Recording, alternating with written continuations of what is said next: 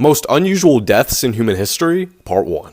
In October of 2017, a 36-year-old woman, Natalia Nimitz, was cleaning a tank for mixing caramel in Stary Oskol, Russia, when boiling caramel began to fill the tank. Other workers at the sweets factory soon noticed that Nimitz was missing, and they discovered that her leg was sticking out of the molten candy, but they could do nothing to save her. Inside the tank, there were moving blades that constantly mixed the caramel. Witnesses who experienced the incident claimed that Natalia did not cry and no noises came from the tank.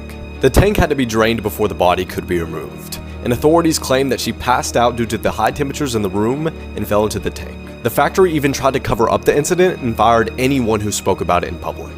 This incident was actually the third in the factory that year, and Natalia was the mother of a 10-year-old boy named Ivan.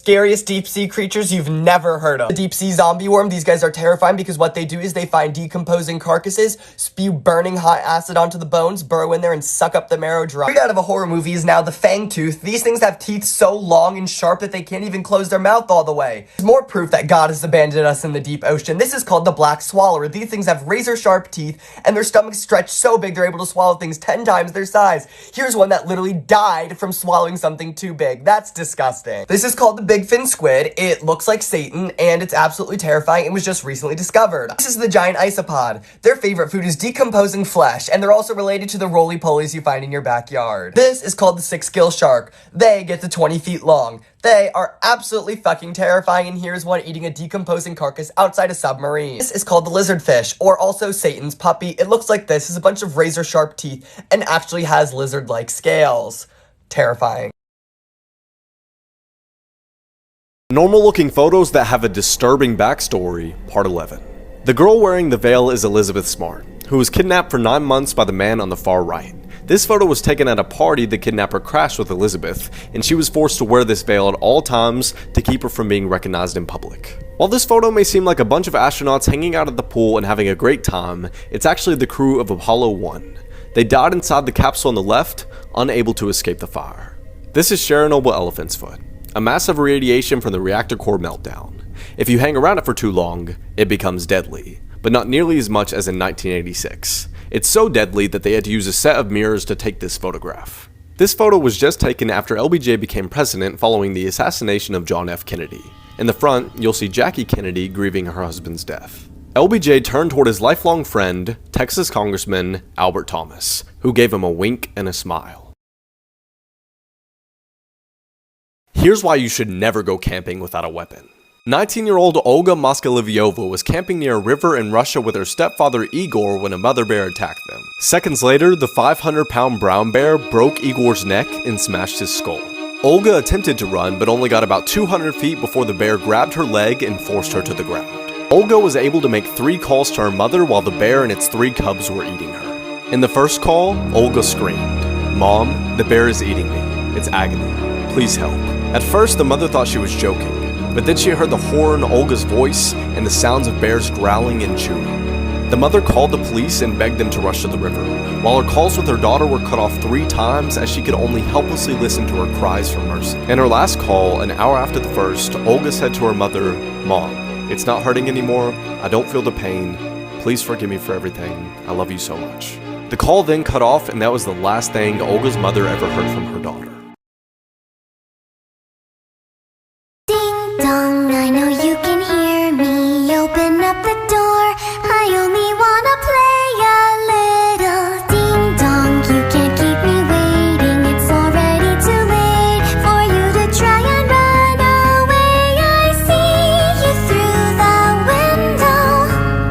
Our eyes are locked together. I can sense your horror.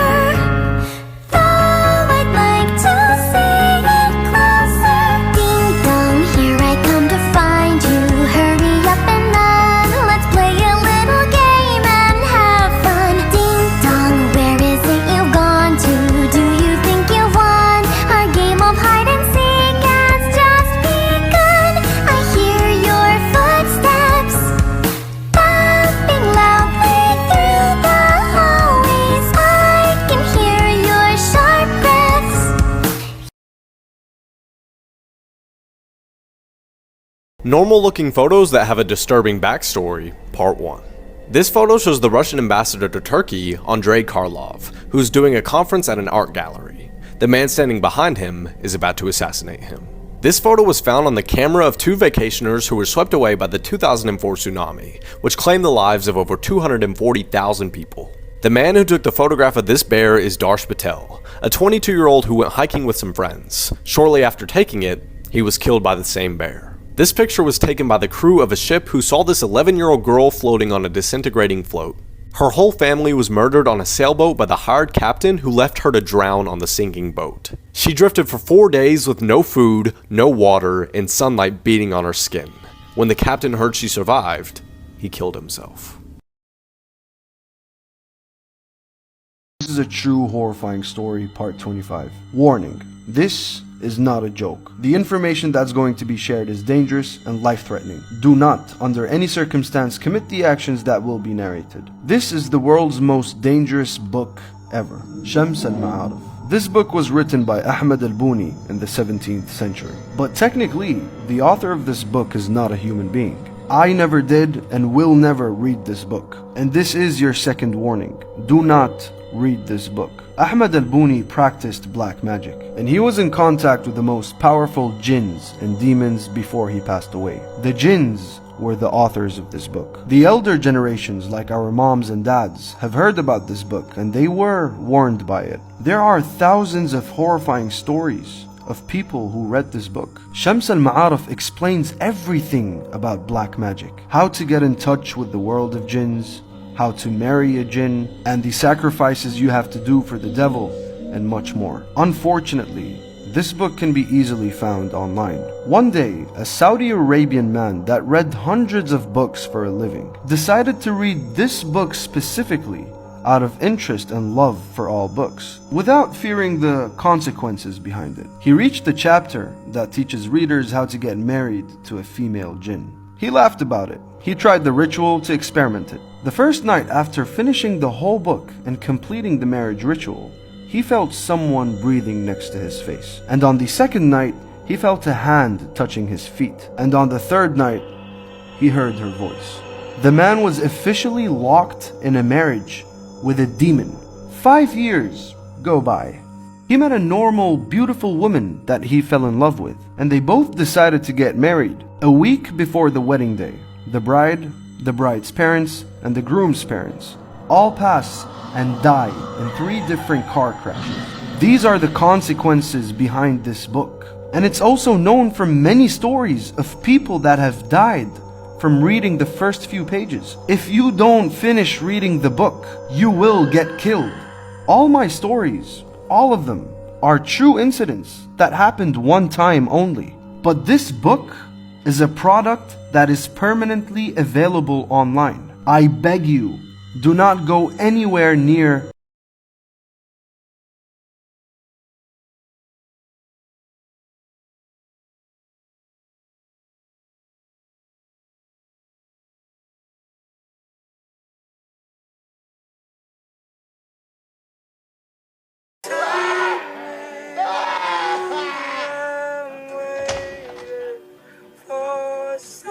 Ahoy, matey!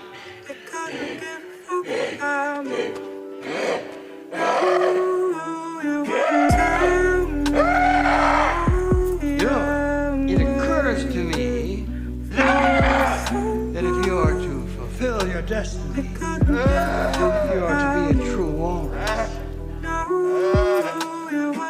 Mr. Tusk, a walrus must learn to swim.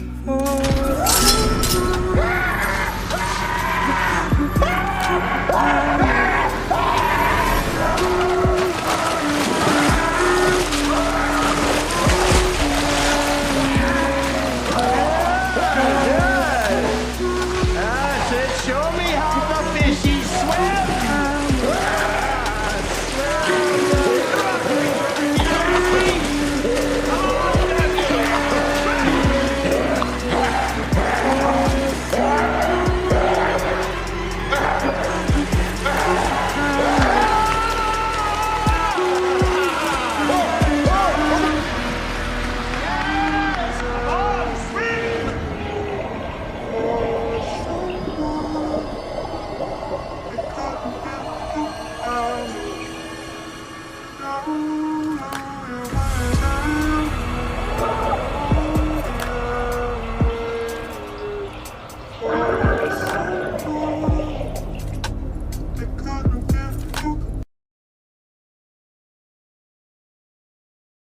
Here's a story of why you should always check your chair. In this story, a famous writer named Yoshiko receives a mysterious manuscript in the mail. This manuscript tells the story of a lonely carpenter that built a chair and now lives inside that chair unknowingly to the owner. This manuscript deeply unsettles Yoshiko because she owns a very similar chair to the one in the story. She even gets her husband to beat the chair just to prove that there's no one inside of it, which there's no reaction. But shockingly, the next day, she receives another mysterious letter saying it was not nice of you to hit me yesterday. Before she tells her husband, he already sits down in the chair and gets stabbed from within the chair. Completely shocked, she calls the police. The police show up and rip off the back of the chair and prove that yes indeed, someone's been living in their chair for months if not years, coming out in the dead of night to get food. Normal looking photos that have a disturbing backstory, part 13. A group of students in India went swimming and took selfies in the water before they left. They later noticed that one of the boys was missing and discovered the top of his head in the background of one of their photos. They contacted the police, who found his dead body floating in the pond. This photo shows a starving little girl trying to reach a feeding center when a vulture landed nearby her, waiting for her to die. The photographer, Kevin, was told not to touch any of the children out of fear of getting a disease. In the Victorian era, families used to dress up their dead relatives and take pictures of them. You can see that the image of the mom and the dad is blurry because they had to wait for the camera shutter to cycle, but the daughter's photo is perfectly clear. The man in this photo is Nasala. He hadn't met his rubber quota for the day, so his bosses cut off his daughter's wife and hand, and then they killed his daughter and wife and then cannibalized them. This photo shows Nasala being forced to stare at his 5-year-old daughter's chopped off hand and foot. Dolphins have been known to play with themselves by wrapping live wriggling eels around their dolphin doorknobs. Oh, you know it gets worse. Dolphins will also divorce a fish's head from its body and then use the disembodied fish head as a fish light. There's videos. I'm not going to show you, but they're there. Dolphins can catch feelings for humans to the point where they get jealous. In 1994, a man got vibe checked so badly by a dolphin that he ended up dying of internal hemorrhaging. The reason? The dolphin saw him around some women that he liked and felt some type of way. The man broke his heart, so the dolphin broke his ribs and then punctured his lung for good measure. In 1965, Margaret Lowe was part of an experiment where we tried to teach dolphins English, and to get her dolphin to focus, the dolphin didn't apply, but he got a job. The experiment was cut short because it turns out unless it's shooting oil, playing tug-of-war with a dolphin's baby leg in a government-funded experiment is a terrible career move. After that, the dolphin got depressed and unsubscribed from life. Yes, capital S with a side at the end.